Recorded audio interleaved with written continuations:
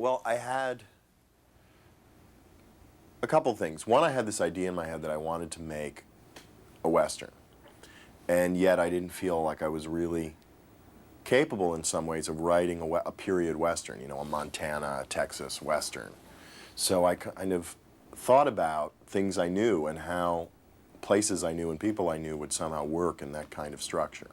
And what occurred to me is that I grew up in a town that was essentially kind of a modern frontier town, about an hour and a half north of New York City, where a lot of kind of white flight from New York City from the 70s had settled with their families, people kind of city workers, firemen, cops, who had escaped the kind of 70s decline of Brooklyn and Queens and Staten Island and the island, and had kind of bought these 1 or 2 acre plots in upstate New York.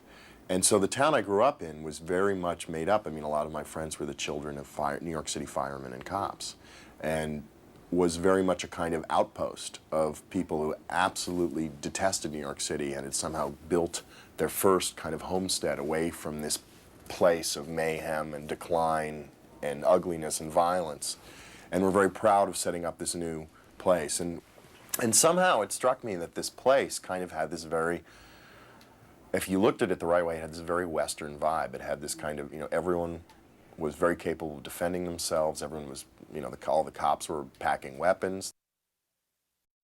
And on a lot of levels, everyone was there for all the right reasons. Everyone just wanted to play their characters. No one was there for some humongous paycheck or some, everyone was there because they liked the material and were interested in this story.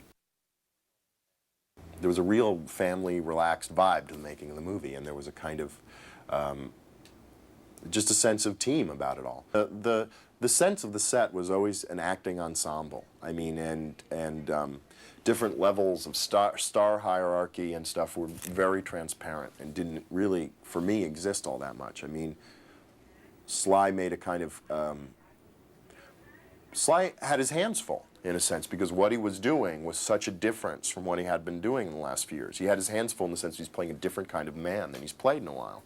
And that's a lot of work, and it's a lot of challenge. And what he was like on the set was just someone continually thinking about the material, continually trying to kind of undermine what the obvious Stallone choice might be, or the obvious way that someone might expect him to behave in this situation, try and find this kind of new human path for himself.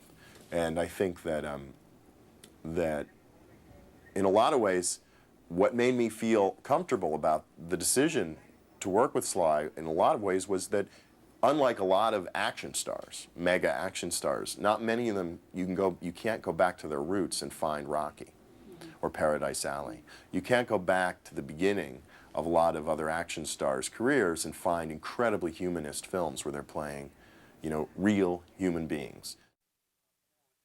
I mean, what was interesting is when the idea first came up for Sly to do this movie, it was really surprising to me, and something that I was like, you know, why would he want to play this character? He plays, you know, these men of intense decisiveness and action and physical strength, and Freddie, his character, has a lot of strength, but is also very hesitant to use it, and is very, is a man, I mean, the way the movie lays out is that Sly plays a character who's kind of very torn between about 4 good arguments about what should be done in relation to this problem. One of the interesting things about Sly's character is that he's caught between several different amazing role models. One is, you know, Bob De Niro's character, who represents kind of law and order. You break the law, you're going down. You know, cops can't break the law. It's that simple. If they do, then the law has been bought, then the law means nothing, and then we have nothing. Harvey Keitel's character, who's kind of almost the de facto mayor of the town, represents a kind of a devotion to community, a devotion to your brothers, above everything else. Screw the law, screw your own best interests. What you've got to do is protect your family. Ray Liotta's character, Figs, who's another cop in the city, represents a kind of, and stands for a kind of like, stick up for yourself, look out for number one, screw everybody else. You know, you've got to make sure your own butt is covered.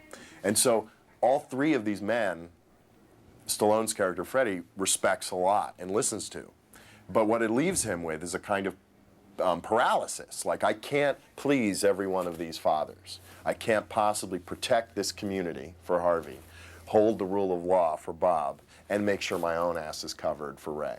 And so what I was getting to is, in that sense, it's a very unusual role for Sly, because it's a man who's suddenly torn between such conflicting pressures that in some ways he's frozen for some of the picture, trying to puzzle out a way to please all these different masters. And it's a fable. I mean, it's a fable about a fictitious town in Jersey where this kind of confluence of events happens. That the star power helped take the movie out in some ways of this intense realism. And it's like there's a level where each one of these men brings with them such a kind of cast of characters that you've seen before, that there's a kind of interesting bigness to the story that comes from just seeing each one of them coming together. You know, Bob brings a history to the table. Ray Liotta brings a history to the table. Sly brings a history to the table, and Harvey Keitel brings a history to the table. And so, in some ways, you know these men very well the moment they arrive. And that works very well in a Western formula, because you don't want to spend a lot of time like explaining everyone's histories and talking about what they came from. You know, you want to know that guy's Law and Order, that guy's about brotherhood, that guy's about protecting numero uno, and this guy's about trying to decide what the hell he's going to do in relation to what they're all saying. Bob is just so involved in the work. I mean, he's such, it's an amazing thing to watch him work, because long before you start shooting, he's just touching everything and thinking about everything and kind of taking in the physical world of his character. And what's awe-inspiring, and it was about every one of these actors, about Sly, about Bob, about Harvey, about Ray, and all the others, was that everyone arrived with the work in mind. You know, Arthur has been around as a cop, and he's seen a lot of ugly things and great things. And he brought an incredible sense of, I wouldn't just say realism, because that wasn't really what I was after. He's also kind of very poetic in his own way. I mean, he really has a very fine sense of the poetry of cop language, which really does exist. I mean, it's a very special language unto itself, the kind of